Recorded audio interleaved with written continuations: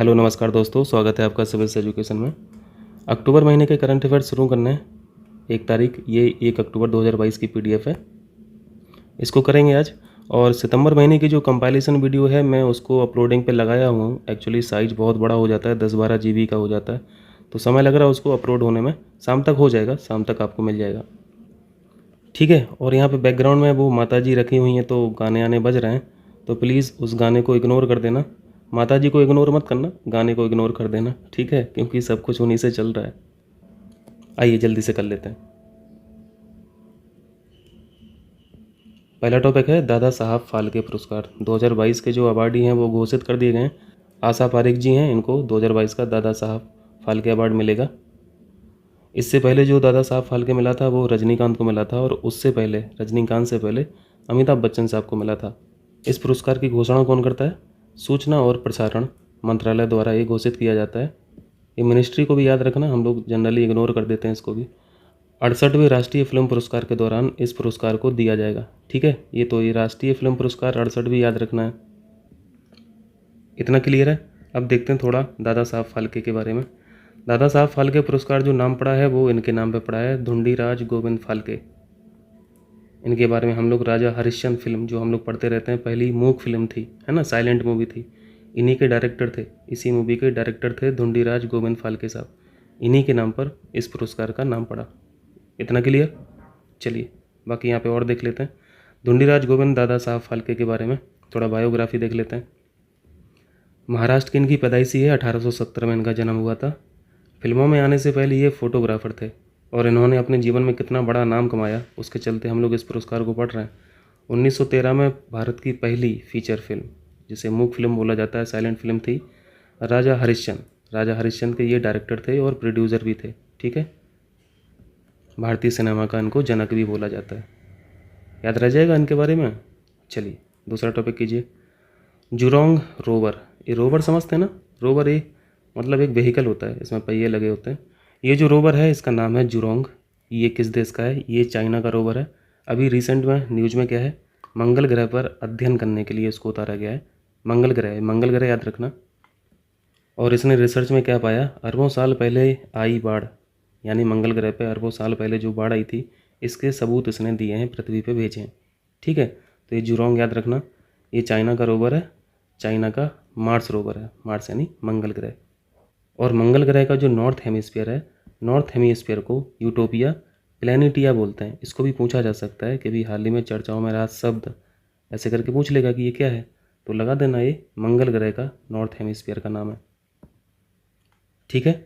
चलिए यहाँ पे मार्स ग्रह के बारे में पढ़ लेते हैं थोड़ा। और अगर सीक्वेंस में बात करें तो सन के बाद ये चौथी स्थिति पे आता है। पहले बुध आता है, फिर शुक्र आता है, फिर पृथ्वी, तीसरे नंबर पर पृथ्वी, और चौथे नंबर पर मार्स आता है, ठीक है।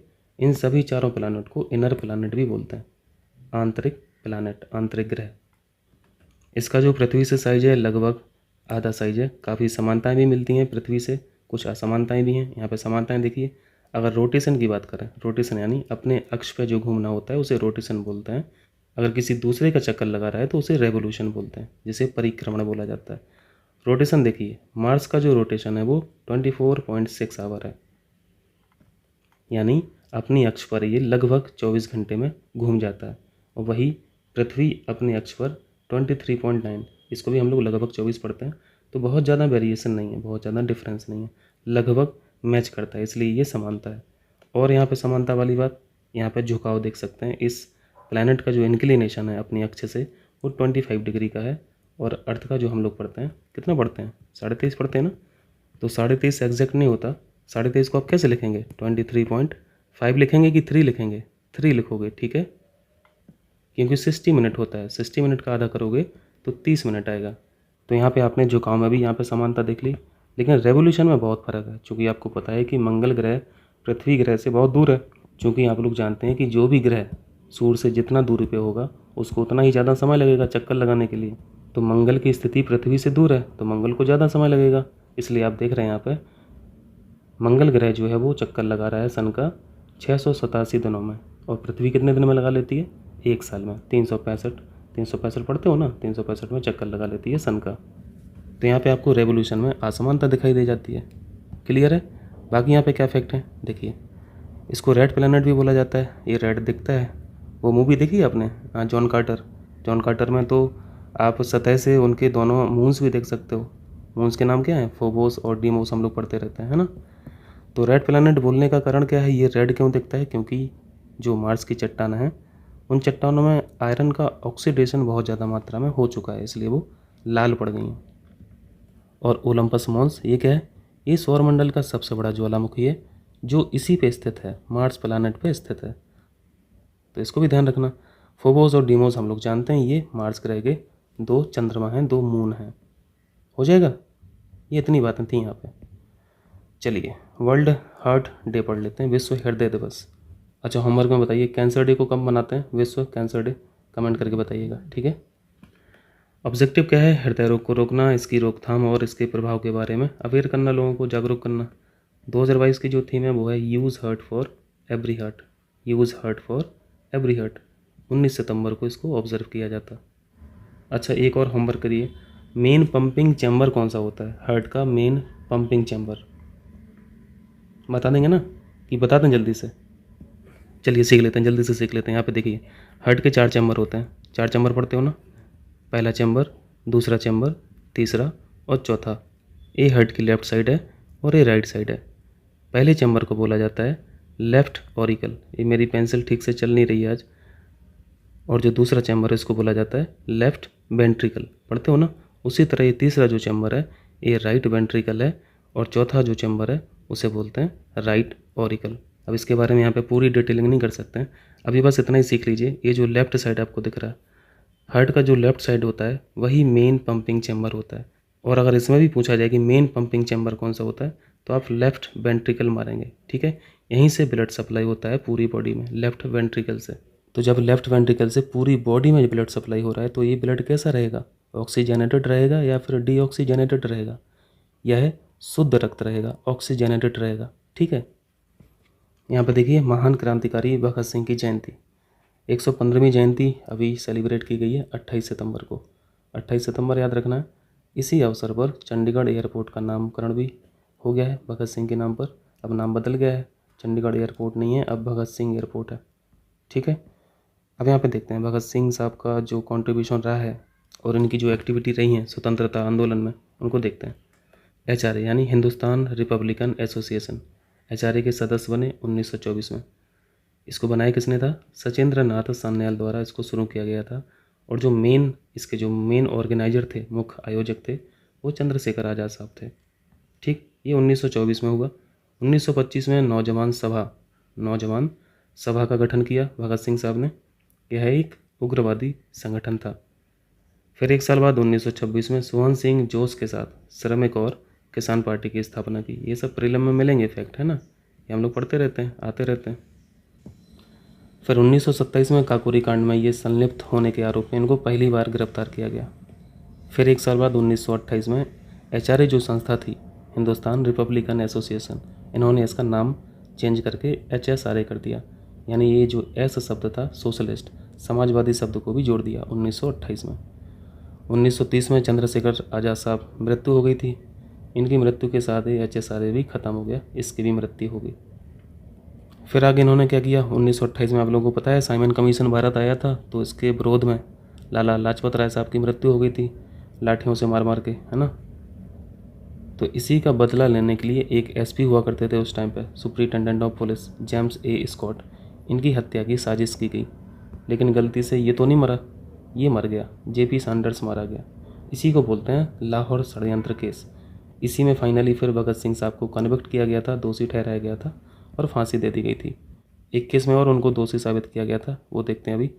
1929 में एक साल बाद केंद्रीय विधानसभा में इन्होंने बम फेंका, तो बम बनाने का भी आरोप इन पर लगा था।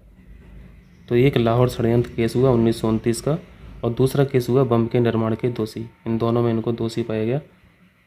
और 23 मार्च 1931 में सुखदेव राजगुरु के साथ इनको फांसी पर लटका दिया गया लाहौर में। इसलिए 23 मार्च को शहीद दिवस के रूप में मनाते हैं। भगत सिंह साहब की ये किताब है इंपॉर्टेंट, मैं नास्तिक क्यों हूँ, इसके बारे में पूछा जाता है, मैचिंग में मिल जाता है क्वेश्चन, है ना, हो जाएगा।